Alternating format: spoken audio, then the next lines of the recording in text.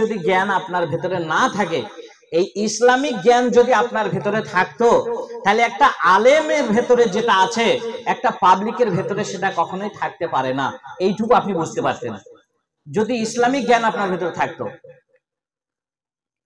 তাহলে এক ফার্স্টে আপনাকে যেটা আমি ত্রুটি যেটা ধরিয়ে দিতে চাই সেটা হলো ইসলামিক জ্ঞান আপনার ভেতরে যদি না থাকে আপনি জান্নাতে যেতে পারবেন না। চলেন নাম্বার 2 এ ঢুকে যাই। 2 নম্বর হলো সময়ে 5 ওয়াক্ত নামাজ আদায় না করা। সময়ে অনেক মহিলা শুধু এই সাকরগাছা নয়, সাগরপুর নয়, বর্ধমান, বীরভূম, নদিয়া, হুগলি ডিস্ট্রিক্টের মানুষ নয়, সারা পৃথিবীর কম বেশি 80% মহিলারা জাহান্নামে যাবে শুধু নামাজটা টাইমে না পড়ার কারণে। যেটা সময় বলা হয়েছে সঠিক সময় নামাজের যেটা ওয়াক্ত, যেটা টাইম, সেই টাইমে না আদায় করার কারণে আপনাকে জাহান্নামে যেতেই হবে। যেমন অনেক মেয়েরা ফজরটা পড়ে জোহরে, জোহরটা পড়ে আসরে, আসরটা পড়ে মাগরিবে, মাগরিবটা পড়ে ইশায়। অনেক মেয়েরা আবার বাড়িতে যদি নতুন জামাই থাকে, তাহলে আমি দেখতে পাই অনেক জায়গায় শুনতেও পাই, নতুন জামাই যদি বাড়িতে থাকে তা ওই জামাই যদি 1 মাস বা 2 মাস যদি বাড়িতে থাকে শ্বশুর ঘরে, শাশুড়ির নামাজ কিন্তু সব মাফ হয়ে যায়। অনেক শাশুড়ির নামাজ মাফ হয়ে যায়। যদি সেই শাশুড়িকে জিজ্ঞাসা করা হয়, খালা তুমি জোহরের নামাজটা কখন পড়লে? বাবা বললো না, জামাই যে কদিন আছে কদিন আর নামাজের কথা তুলো না, নামাজ হবে না, কেননা এই ডিম মাছ মাংস ইত্যাদি এই ঝোর ঝামেলা এত সহ্য করা বড় মুশকিল। তা আমি যে জায়গায় আছি এই জায়গায় যদি বাপ তুমি থাকতে তা তুমি নামাজ পড়তে না। কত যুক্তি, কত পরামর্শ। তাহলে জামাই থাকার কারণে শাশুড়ির নামাজ কাজা। নদিয়া বলে একটা জেলা আছে, আপনারা হয়তো অনেকেই জানেন, সেই জেলাতে মেয়ের বিবাহ হলে জামাই 6 মাস থাকে। আগে থাকতো 1 বছর। আমি নদিয়ায় 14-15 বছর ইমামতি করেছি, যার কারণে আমি ভুক্তভোগী, সেখানে সচক্ষে দেখেছি। তারপরে কমিয়ে সেটা জ্ঞানী গুণীরা বলেছে 6 মাস। এখন 6টি মাস এ যত দুর্বল জামাই হোক না কেন 6 মাস শাশুড়ি হাতে রান্না খেয়ে ষাঁড়ের মতো মোটা হয়ে বাড়ি আসে। তাহলে সেই 6টি মাস নামাজ শাশুড়ির কি হয়? খুব নিম্ন 3 মাস। 3 মাসের কম হবে না। 3 মাসের কম যদি আবার জামাই চলে যায়, শাশুড়ি আবার ফুলে ফেপে সে মোটা হয়ে যায়। তাহলে এখান থেকে বোঝা যাচ্ছে, আমার বলার উদ্দেশ্য হলো নবী মুহাম্মদ রাসূলুল্লাহ সাল্লাল্লাহু আলাইহি সাল্লাম যেটা আমাদেরকে সতর্কবাণী দিয়েছেন, নাম্বার 2 5 ওয়াক্ত নামাজ সময় মতো না পড়া, এটা হলো জাহান্নামে যাওয়ার একটা ওসিলা। আপনাদেরকে বলে দিই, এবার কোরআনে আমি ওই সূরাটায় চলে যাচ্ছি। দেখেন, বিসমিল্লাহির রহমানির রহিম, আরাআইতাল্লাযী ইউকাযযিবু বিদ্দীন ফাযালিকাল্লাযী ইয়াদউল ইয়াতীম ওয়ালা ইয়াহুদ্দু আলা তাআমিল মিসকিন ফাওয়াইলুল লিল মুসাল্লিন আল্লাযীনা হুম আন সালাতিহিম সাহুন আল্লাযীনা হুম ইরাউন ওয়া ইয়ামনাউনাল মাউন। নাম্বার 1 হলো আল্লাহ বলছেন, হে নবী, আরাআইতা তুমি কি দেখোনি তাদেরকে, আল্লাযী ইউকাযযিবু বিদ্দীন, যারা ইউকাযযিবু কাযযাবা ইউকাযযিবু, যারা মিথ্যা ভাবে, মিথ্যা মনে করে, বিদ্দীন মানে দিন কিয়ামতকে যারা অস্বীকার করে, সেই মানুষগুলাকে তুমি কি দেখোনি? বলল যারা কবরকে অবিশ্বাস করে, পরকালকে, পুলসিরাতকে, জান্নাত জাহান্নামকে যারা অস্বীকার করে, তাদের ভেতরে কটা বদ গুণ থাকবে, খারাপ অভ্যাস থাকবে। কি? নাম্বার 1 হলো ফাযালিকাল্লাযী ইয়াদউল ইয়াতীম, কোন ইয়াতীম যখন তার দরজায় আসবে, তার কাছে সাহায্যের জন্য আসবে, খাদ্যই হোক, পোশাক হোক, গাড়ি হোক, বাড়ি হোক, যে কোনো ব্যাপারে তার কাছে আসবে, ইয়াদউল ইয়াতীম, সেই ইয়াতীমকে গলা ধাক্কিয়ে তাড়িয়ে দেবে। এটা একটা বদ গুণ। মানে এই গুণটা যার ভেতরে থাকবে, ইয়াতীমকে যে গলা ধাক্কিয়ে তাড়িয়ে দেবে, জেনে নেবে ওই ব্যক্তিটা অস্বীকার করে পরকাল বলে কিছু নাই, হাসর বলে কিছু নাই, কবর বলে কিছু নাই, জান্নাত জাহান্নাম বলে কিছু নাই। আবার বলা হয়েছে ওয়ালা ইয়াহুজু আলা তাআমিল মিসকিন, আর মিসকিনকে খাদ্যর ব্যাপারে উৎসাহ দেবে না, নিজেও দেবে না, অপরকে দেওয়ার জন্য সহযোগিতা করবে না। নিজে তো দেবেই না, অপর দেবে সেটুকু মানে সে উৎসাহ করে না, সেটাও ভালো চায় না। আল্লাহর নবী বললেন, আল্লাহ জানিয়ে দিলেন নবীকে, বললেন যে অস্বীকার করবে পরকালকে, দেখো এই অভ্যাসটা তার ভেতরে থাকবে। নাম্বার 3 হলো ফাওয়াইলুল লিল মুসাল্লিন, তারা নামাজ আদায় করবে না তা নয়, নামাজি হবে না তা নয়, নামাজ পড়বে, নামাজি হবে তারা, কিন্তু ফাওয়াইলুল লিল মুসাল্লিন, নামাজিদের জন্য আমি আল্লাহ ওয়াইল নামক একটা জাহান্নাম নির্দিষ্ট করে রেখেছি। ওয়াইল নামক জাহান্নামটা কাদের জন্য? এই জাহান্নামে যারা চুরি করবে তারা যাবে বললো না, যারা ডাকাতি করবে বললো না, যারা মানুষ মার্ডার করবে তারা বললো না, যারা মা বাপকে ভাত দেবে না বলছে না, যারা স্বামী স্ত্রী মহব্বত থাকবে না তাদের বলছে না, যারা ঘরে আগুন লাগিয়ে দেয় বলছেন না, যারা গাড়ি ছিনতাই করে বলছেন না। তাহলে ওয়াইল নামক জাহান্নামটা কাদের জন্য? বলছে মুসাল্লিন। মুসাল্লিন মানে আমরা নামাজি যারা আছে তারা সবাই বুঝতে পারছি যে নামাজি, অর্থাৎ এই জাহান্নামে যাবে কারা? নামাজিরা যাবে। তা বলছে হ্যাঁ গো, নামাজিরা জাহান্নামে যাবে, তার মানে এই বক্তব্যটা শুনে যদি কোনো মহিলা যদি এখান থেকে চলে যায় তাহলে কাল থেকে আর নামাজ পড়বে না। কেন? বলবে মাওলানা বাবর বলেছে নামাজ পড়লে জাহান্নামে যেতে হবে, তাহলে নামাজ পড়ার দরকার নাই। এই দেখেন পরবর্তীতে বলছে নামাজিরা বা কোয়ালিটি আছে। কোন নামাজিরা? ওই যেমন তার বাড়িতে জামাই এসেছে, জামাইয়ের অজুহাতে নামাজটা ছেড়ে দিল। আমার ছাগলের বাচ্চা হয়েছে, ছাগলের বাচ্চাটা প্রসাব করতে গিয়ে আমার গায়ে নোংরা লেগে গিয়েছে, এর জন্য নামাজটা কাজা হলো। আমার বাড়িতে রাজমিস্ত্রি লেগেছে, একটু মশলা গায়ে লেগে গিয়েছে, তার জন্য নামাজটা কাজা হলো। কিংবা দেখা যাচ্ছে মাঠে থেকে ধান বাড়ি এসেছে, ধানের অজুহাতে সেখানে নামাজটা কাজা হয়ে গেল। সেই মানুষগুলোকে আমি বললে হবে না, আল্লাহ পাক রব্বুল আলামিন কালাম পাকের ভেতরে বলে দিলেন আল্লাযীনা হুম আন সালাতিহিম সাহুন, যারা সময়কে অপেক্ষা করে, সময়ের অবহেলা, সময়ের কোনো গুরুত্ব দেয় না, যারা দুর্বল, এই সমস্ত নামাজিদের জন্য বলা হয়েছে তারা ওই ওয়াইল নামক জাহান্নামে তারা যাবে। তাহলে এখান থেকে অনেক মহিলাকে প্রশ্ন যদি করা হয় কেন নামাজটা পড়লে না, জোহরের নামাজটা, এখন তো বাজে 1টা, তুমি এখনো গোসল করনি?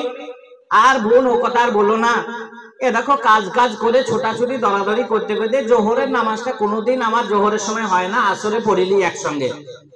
যে মহিলাটা ভালো করে কান খুলে শুনে নেন, দিলের ভেতরে আপনি গেঁথে নেন, যে মহিলাটা মনে করছেন আমার এই কাজে ওই কাজের কারণে জোহরটা আমি আসরে পড়বো, তাকে জাহান্নামে যেতেই হবে। আমি বলছি না আল্লাযীনা হুম আন সালাতিহিম সাহুন, যারা এই সময়টা ওই সময়ে যোগ করে, ওই সময়টা সেই সময়ে যোগ করে, তাদের জন্য বলা হয়েছে ওয়াইল নামক জাহান্নাম। যে মহিলাটা মনে করে সারা দিন আমি কাজে ব্যস্ত থাকি, আমি জোহর আসরটা কোনোদিন দিনে পড়তে পাই না, মাগরিবের নামাজের সময় 3টে নামাজ একসঙ্গে পড়ে নি, তাকে নির্ঘাত জাহান্নামে যেতে হবে, কারো ক্ষমতা নাই প্রতিরোধ করা। তাহলে আপনারা মনে করছেন আমি নামাজ পড়ি, আমি নামাজটা তো পড়ি, যারা পড়ে না তাদের কি হবে? এই চিন্তাধারাটা আপনার ভেতরে যাতে না থাকে যে আমি তো পড়ি নামাজ।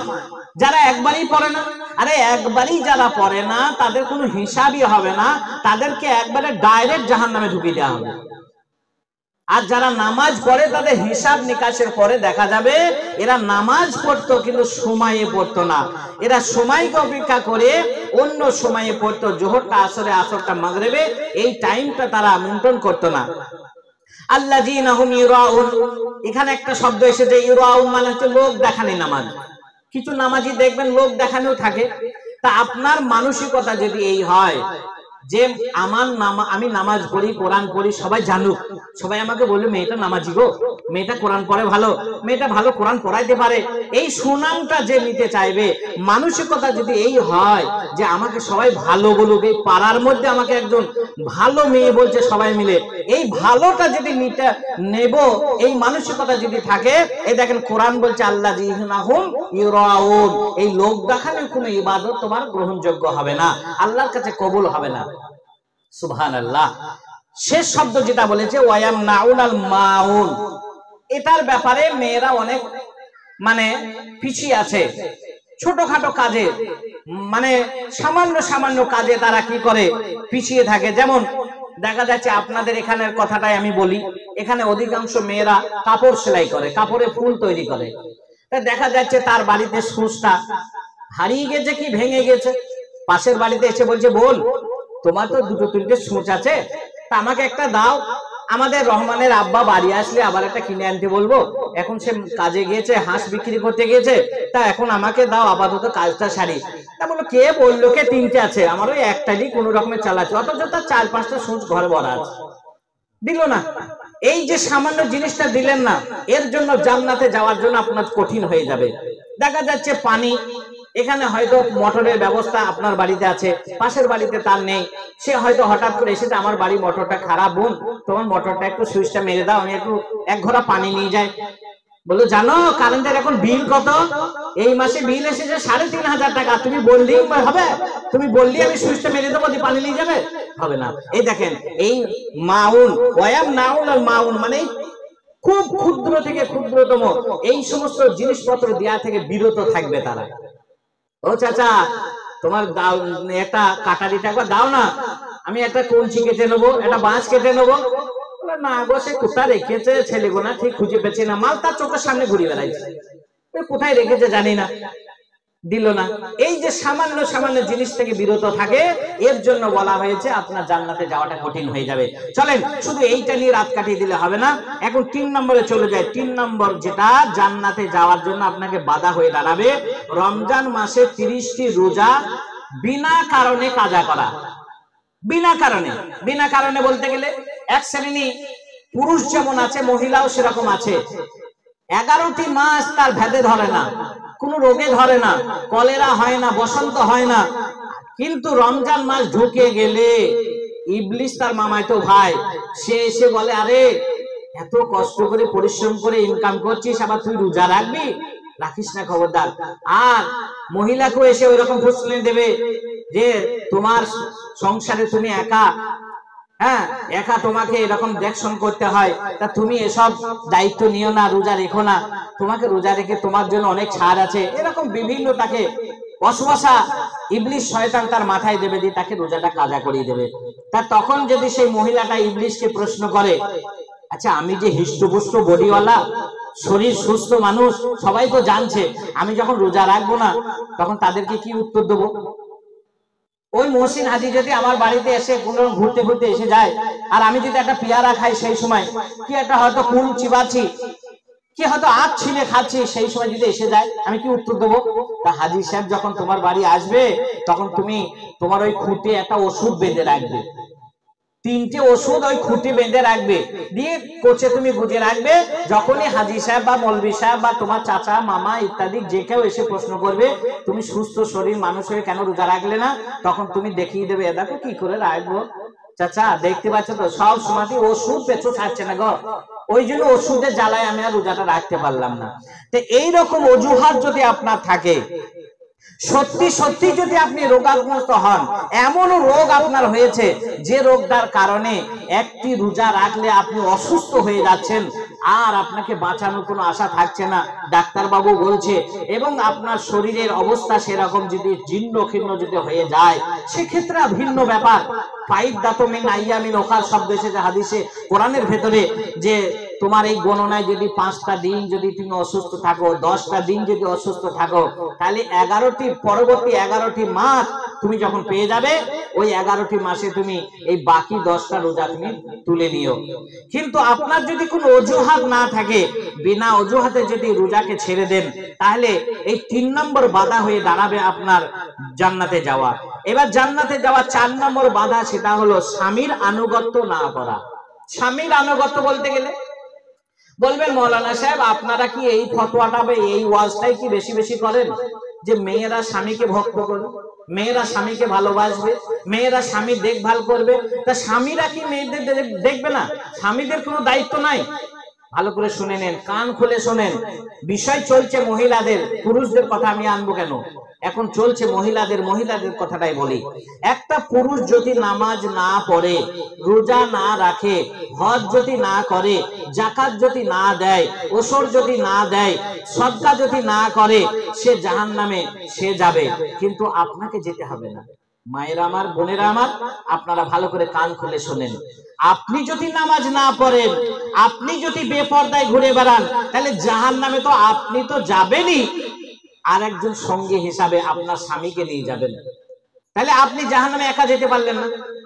আপনার কর্মগুণে, আপনার বদ কর্মগুণে আপনি নিজে জাহান্নামে গেলেন এবং আপনার স্বামীটাকেও জাহান্নামে নিয়ে গেলেন।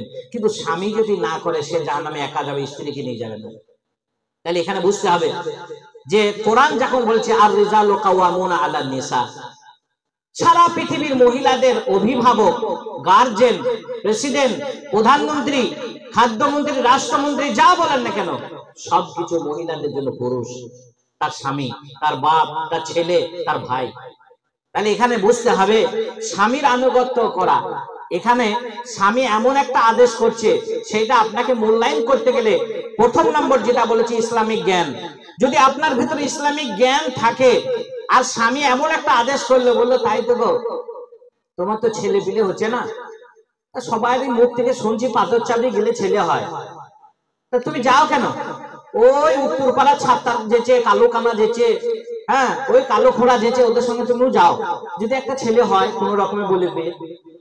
ইসলামিক জ্ঞান তোমার ভেতরে যদি না থাকে, তাহলে স্বামীর পরামর্শটা তুমি নিয়ে চলে যাবে পাথর চাপড়ি। আর যদি ইসলামিক জ্ঞান তোমার ভেতরে থাকে, তাহলে স্বামী বলছে শিরকের জায়গা যেতে, বিদআতের জায়গা যেতে, তুমি কখনোই যাবে না। তাহলে স্বামী বলছে মানে যা হবে, স্বামী বলছে মানে যেতে হবে, এটা নয়। আগে আপনাকে মূল্যায়ন করতে হবে, আপনাকে বিবেচনা করতে হবে, জ্ঞান দিয়ে বিচার করতে হবে, আমার স্বামী যেটা আদেশ করছে এটা কি সত্যি শরীয়ত মোতাবেক, কোরআন হাদিস মোতাবেক? এটা যদি কোরআন হাদিস মোতাবেক হয়, তাহলে অবশ্যই আপনাকে করতে হবে। যেমন স্বামী বলল একটা কাঁচা পরিষ্কার করা একটা জামা, ইচ্ছাকৃত স্বামী বদমাইশ করে, শয়তানি অসহায় সেই জামাটাকে ইচ্ছাকৃত ঘরের ভেতরে ঢুকে ধুলোতে মাখামাখি করে নিল। তা ধুলোতে মাখামাখি করার পরে বাইরে বেরিয়ে এসে বলছে, গো আয়েশার মা, এই জামাটা গায়ে দিয়ে বাজারে যাওয়া যায়? বল কেন? আমি তো পরিষ্কার করে ভাঁজ করে প্যাকেটের ভেতরে রেখে দিয়েছিলাম। বলে দেখো, খুলে আমি দেখলাম সব ধুলো বালি লেগে। তুমি কি করো, তাড়াতাড়ি কেচে দাও। তুমি দেখেছো কিংবা দেখোনি, আমি ধরে নিচ্ছি তুমি দেখেছো তোমার স্বামী ধুলো মাখাচ্ছিল, তোমার স্বামী নোংরা মাখাচ্ছিল। দেখা সত্ত্বেও তোমার স্বামী যদি আদেশ করে যে এটা এখনই ধুয়ে নিয়ে এসো, তোমাকে সেটা ধুয়ে আনতে হবে। কেন? স্বামীর আনুগত্য করতে হবে তোমাকে। এটা শিরকে নয়, বিদআত নয়, এটা তোমাকে করতে হবে। দেখা যাচ্ছে ঠিক বেলা 11:30টার সময় তোমার স্বামী বাড়ি এসেছে, বাজার থেকে হোক, ব্যবসা থেকে হোক, বিদেশ থেকে হোক, বাড়ি এসেছে। এসেই তোমাকে দেখে, তোমার শরীরটা, তোমার মুখটা শুকনো দেখে, তোমার শরীরে কাপড় চোপড় দেখে মনে হলো এখনো গোসল করেনি, উস্কো খুস্কো অবস্থায়। আগো হাসিনার মা, তুমি এখনো গোসল করনি, নামাজ পড়নি? তা বললো না, এখনো হয়নি। তুমি সেই মাত্র ঝাঁট দিচ্ছিলে, তোমাকে আদেশ করলো স্বামী, তুমি ছাড়ো, ওই কাজ তোমাকে করতে হবে না, তুমি এই মুহূর্তে আগে নামাজটা পড়ে নাও। গোসল তোমাকে এখন করতে হবে না, তুমি নামাজটা পড়ে নাও, নামাজটা আগে পড়ো, তারপরে। বলে ঠিক আছে, আমি ঘরটা হয়ে দিতে উঠোনটা ঝাঁট দিনি, না চলবে না, এটা আনুগত্য হলো না। স্বামী আদেশ করেছে মানে সঙ্গে সঙ্গে ঝাঁটা ফেলে দাও, ঝাঁটা ফেলে তুমি নামাজে দাঁড়িয়ে যাও। তোমার গায়ে পায়খানা লেগে নাই, তোমার ফরজ গোসল ফরজ হয়ে নাই যে তোমাকে গোসল করতেই হবে, তবে নামাজ পড়তে হবে। এইটাই আকীদাটা আমাদের ভেতরে আগে দূর করতে হবে। গোসল না করলে নামাজ পড়া যাবে না, এই আকীদাটা আগে দূর করে দেবে।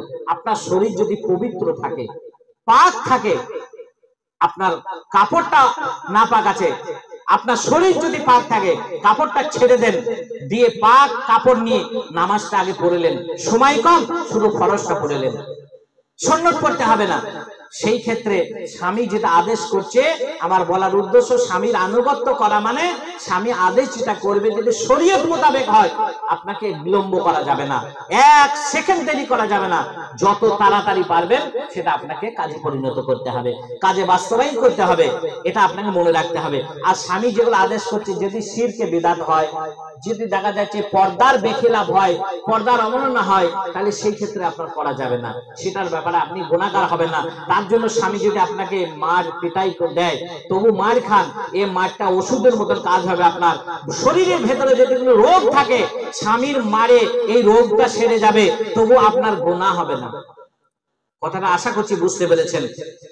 এবার স্বামীর আনুগত্য যদি আপনি কোন রকমের ত্রুটি করেছেন, দেখা যাচ্ছে এমন একটা কথা আপনি স্বামীকে বললেন, আপনার স্বামী সেটা আঘাত পেল, আপনার স্বামী যদি আঘাত পায় তাহলে আপনার পরকাল অন্ধকার হয়ে গেল। স্বামীর ইতাআত করলে, স্বামীর আনুগত্য করলে আপনার জন্য জান্নাত ঘোষণা আছে। আর স্বামীকে যদি আপনি অমান্য করেন, যখন দেখা যাচ্ছে আপনার আত্মীয় নয়, আপনার পাশের বাড়ির একজন আত্মীয় সে হয়তো ঘুরিশায় মারা গেছে, আপনার স্বামী বাড়িতে নেই, আপনি কি করলেন? ছেলেকে বললেন, বাপ তো তোর আব্বা যখন বাড়ি আসবে ভাত রান্না আছে, বলিস খেয়ে নিতে, আমি ওটা ওর নানি মরেছে একটু ঘুরে আসি।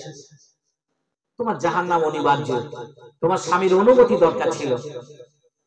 সেখানে দেখা যাচ্ছে স্বামী বাড়ি এসে তোমাকে জিজ্ঞাসা করলে, হাগো কি ব্যাপার, কোথায় গিয়েছিলে? একটু ঘুরিশায় গিয়েছিলাম, অমুকের নানি মরেছিল। তা তুমি গেলে কেন? তা বলে, কেন আমি কি চুরি করতে গেছি নাকি?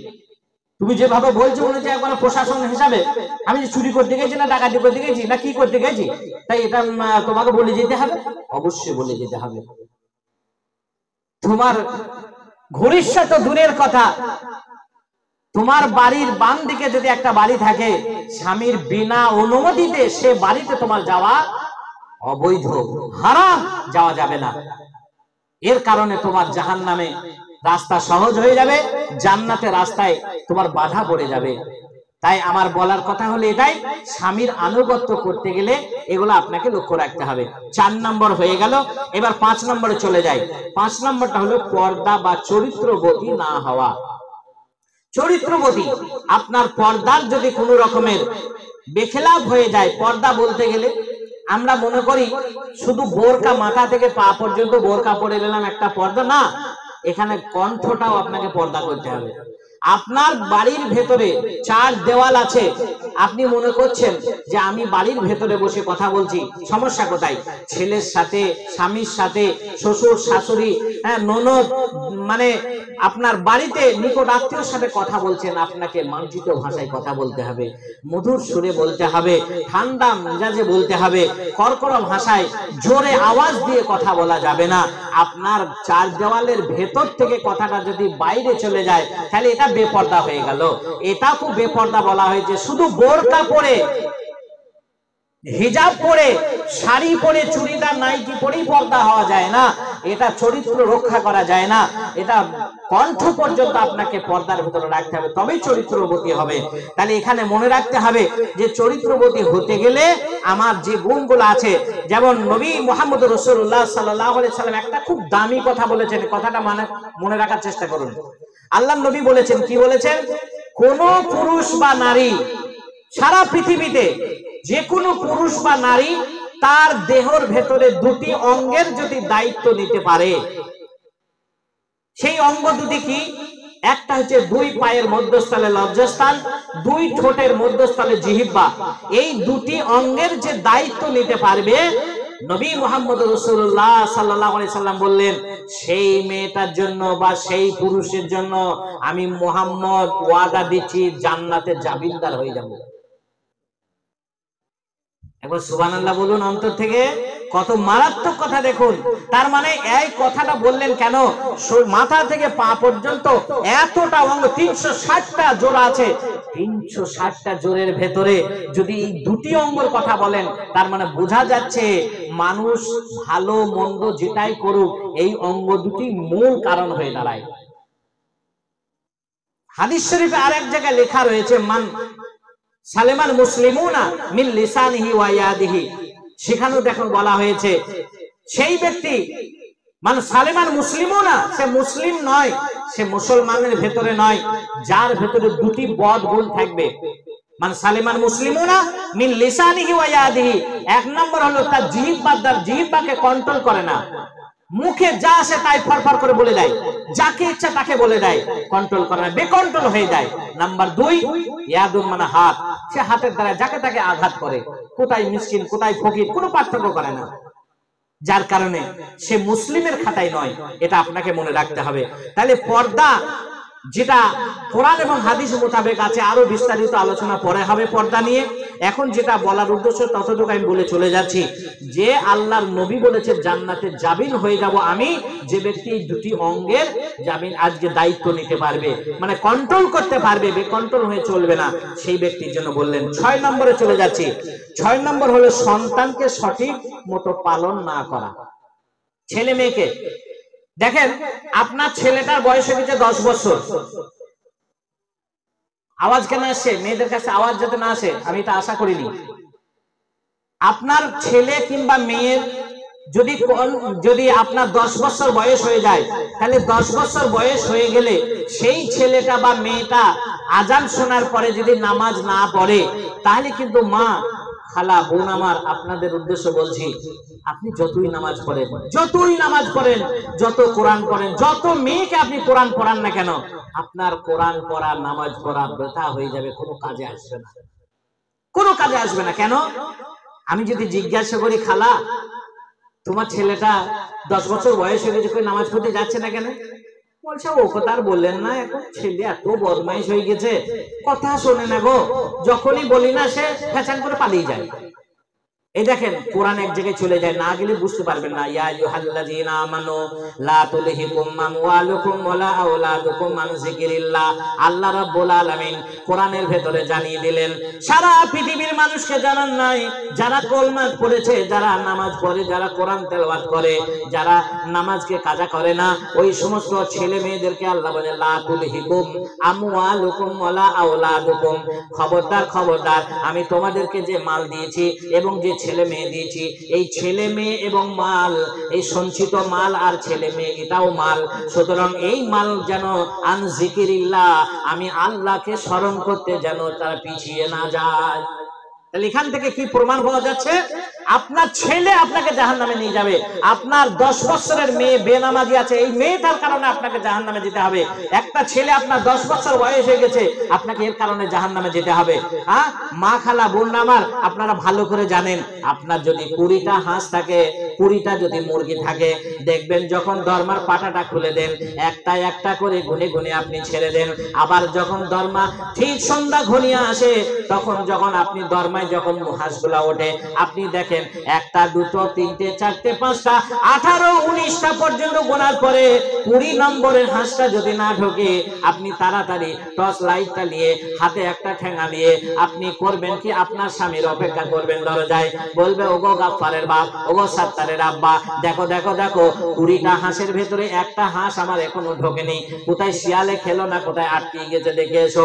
একটা হাঁসের কারণে যদি এত ব্যতিব্যস্ত হতে হয়, একটা হাঁসের কারণে যদি আপনার ঘুম হারাম হয়ে যায়, সারা রাত আপনার ঘুম হলো না, মানে হাঁসটা কোথায় গেল কি জানি, কোন মুখ পোড়ার বাড়ি উঠে গেল কই বললো না, এরকম চিন্তা চেতনা যদি হয়, তাহলে পরকালে জাহান্নামে যেতে হবে যে ছেলেটার কারণে। সেই ছেলেটা রাত 10টা বেজে গেছে, এখনো পর্যন্ত দরজায় ঢুকলো না, এখনো বাড়িতে ঢুকলো না, আপনার মায়ের ভূমিকা কোথায়? আপনি কেমন করে জান্নাত পাবেন? মা হয়ে কখনোই জান্নাত পাবেন না। সেই ছেলেটার কারণে আপনাকে জাহান্নামে যেতে হবে। তাহলে ছেলেটাকে ফার্স্ট আপনাকে শিক্ষা দিতে হবে, দ্বীনি শিক্ষা। সেই দ্বীনি শিক্ষাটা কোথায় হবে? এই দ্বীনের জ্ঞান যদি আপনার ভেতরে থাকে, তাহলে দ্বীনি শিক্ষা হয় মাদ্রাসাতে, দ্বীনি শিক্ষা হয় মসজিদে, দ্বীনি শিক্ষা হয় সেখানে মানে লাইব্রেরিতে, কিন্তু দ্বীনি শিক্ষা বাড়িতে অত প্রথম ভাবে আপনি জড়িত নয়, যখন আপনাকে দায়িত্ব করে গার্জেন হিসাবে মায়ের ভূমিকা নিয়ে আপনাকে দায়িত্ব করে দিয়ে আসতে হবে, সেই জায়গায় যেখানে সঠিক শিক্ষা যেখানে দেওয়া হয় সেখানে আপনাকে দিয়ে আসতে হবে, তবেই সঠিক সন্তান আপনি পাবেন। একটা ছেলেকে মানুষ করে গেলে যখন আপনি মারা যাবেন, সেই ছেলেটা আপনার কবরের কাছে দাঁড়িয়ে হোক, বাড়িতে বসে হোক, গাড়ি চালাতে গিয়ে হোক, একবার সে বলবে রব্বির হামহুমা কামা রব্বায়ানি সাগীরা, আল্লাহ গো আমার মা আমাকে কত না আদর করতো, কত ভালোবাসতো। আমি বাজার থেকে ব্যবসা থেকে বাড়ি আসলে একবার মা বলে ডাকতাম, আমার জানটা ভরে যেত। আল্লাহ গো সে মা আমার বুকে আজকে নাই। আল্লাহ তোমার ডাকে সারা দিয়ে আছিরে পারে শুয়ে আছে, কি অবস্থায় আছে জানি না। আল্লাহ আমার মাকে তুমি রহমতের দয়াতে, রহমতের ছায়াতে, রহমতের কোলে তুমি একবার উঠিয়ে নাও।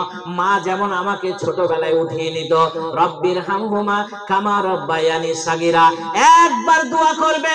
তার মানে এই দোয়াটা শেষ হতে না হতে আসিয়া কুরসিহু সামাওয়াতি ওয়াল আরজে, আল্লাহ যেখানে বসে থাকেন সেই কুরসির উপরে, সেই মানে সাত আসমানের ঊর্ধ্বে, সেখানে সঙ্গে সঙ্গে পার্লামেন্টে খবর হয়ে যাবে। ওখান থেকে সুইচ টেপে দেবে, কবরে আপনার মায়ের কাছে সেখানে পরিত্রাণের কাজ হয়ে যাবে। ছেলে যদি সৎ হয়, ছেলে যদি ভালো হয়, আর জিন্দা অবস্থায় ছেলে একটা ছেলের মতন মানুষ না করে আপনি মারা গেলেন, সেই ছেলেটা আপনার জন্য কি করবে? আরে তোর মা আছে না, মা মরে গেছে, মানে বলাটাও তার মানে একটা আদব থাকবে না। মা নেই, মা মরে গেছে তো শুনি নেই, গত বছর মারা গেল মা, কিন্তু দুঃখ প্রকাশ করলো না। কিন্তু যদি দিনই জ্ঞান ছেলেটার ভেতরে থাকতো, আগো বাচ্চা তোমার মা, বলেন না মা নেই গো, গত বছর শোনেন নাই আমার মা মারা গেছে, মায়ের জন্য তো দোয়া করেন। এলেন 10টা টাকা আমার কাছে ছিল, এই 10 টাকা নিয়ে আমার মায়ের জন্য একটু দোয়া করেন। যদি দিনই জ্ঞান তার ভেতরে থাকে, সেই ছেলেটা এইরকম মানে শোক প্রকাশ করবে। হা হুতাশ করে কাঁদাটাই বড় জিনিস নয়, এই যে শোক তাপ করলো, এর বিনিময়ে আল্লাহ তাকে আপনাকে অর্থাৎ কবরের বুকে আপনাকে শান্তিতে রাখবে, ভালোটা রাখবে ইনশাআল্লাহ। চলে যাই আমি 7 নম্বরে, নিয়ামতের শুকরিয়া না করা। নিয়ামতের শুকরিয়া বলতে গেলে অনেক কথা আছে, যেমন আপনার স্বামী, আপনার ছেলে, আপনার শ্বশুর, আপনার শাশুড়ি দেখতে কুৎসিত হতে পারে, হয়তো দেখতে অতি সুন্দর না হতে পারে, কিন্তু তার দেখা যায় যে গুণটা অতি ভালো। গুণের যদি গুণান্বিত হয় তাহলে তাকে সেই নিয়ামতের শুকরিয়া করা যাবে না। অনেক সময় আমরা কানা খোড়া ভ্যাংড়াকে দেখে আমরা মানে নিয়ামতের মানে না শুকরিয়া করি, তাদেরকে দেখে ব্যঙ্গ করা মানেই তো না শুকরিয়া করা। সুতরাং না শুকরিয়া করবেন না। স্বামী যেমনই হোক না কেন আপনার স্বামী, শ্বশুর যেমনই হোক না কেন আপনার শ্বশুর আব্বা, শাশুড়ি যেমনই হোক না কেন আপনার শাশুড়ি মা, হ্যাঁ ননদ যেমনই হোক না কেন আপনার বোন, এই বোন ভাই মা বাবা পাত্রে তাদেরকে ফেলে এইভাবে আপনি যদি শুকরিয়া করেন, তাহলে কি হবে? আল্লাহ আপনাকে জাযায়ে খায়ের আপনাকে দান করবে ইনশাআল্লাহ। আমি এই নাশুকরিয়ার ব্যাপারে আর বিশেষ কিছু যাচ্ছি না। যেমন দেখা যাচ্ছে নাশুকরিয়ার কথা একটা কথা না বললে পাওয়া যায় না। আমার স্ত্রী এখানে হাজির আছে, এখানে হাজির আছে, কথাটা যদি আমি মিথ্যা বলি ওকে জেনে নেবেন, কানে কানে একবার পরে জেনে নেবেন, এখন জেনেন না ডিস্টার্ব হবে, পরে জেনে নেবেন। আমি আজকে 22 থেকে 24 বছর বিয়ে করা হয়ে গেল, আজও পর্যন্ত আমার স্ত্রীকে মাথা থেকে পায়ের তলা পর্যন্ত যে কোনো একটা পোশাক বাজার থেকে কিনে এনে আমি তার মুখ থেকে শুনতে পাইনি যে এটা আমার পছন্দ নয়, এটা আমার ভালো লাগবে না, এটা আমি নেবো না। আমি যখন